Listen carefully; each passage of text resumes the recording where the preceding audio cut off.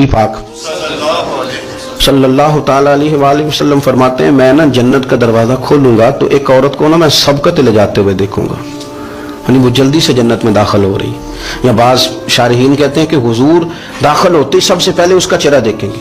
हुजूर फरमाएंगे तू पहले ही आ गई बीबी जन्नत में, हुजूर ने दरवाज़ा खोला तो जल्दी से नजर आई, तू पहले आ गई।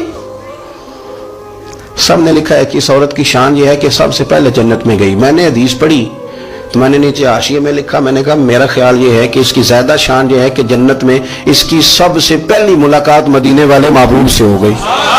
ये देखो कितनी बड़ी शान। हुजूर फरमाने लगे तू कैसे पहले ही आ गई, कौन है तू?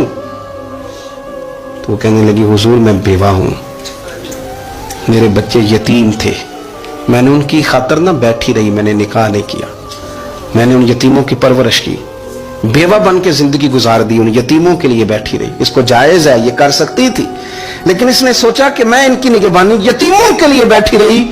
आज शान ये है कि मदीने वाले के लिए जब दरवाजा खुला है तो इस बीबी को भी रब करीम ने फौरन ही जन्नत अता फरमा दी।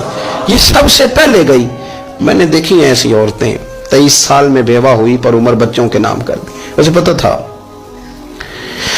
कि कल को जब ये बड़े होंगे तो अपने कमरे का दरवाजा बंद कर लेंगे, ये नहीं पूछेंगे कि अम्मा सोई है कि जाग रही है, इनका आना जाना अलग से हो जाएगा, इनके ताल्लुकात अपने हो जाएंगे। पर ये बैठी रही, ये बैठी रही, इसने बच्चों को वक्त दिया।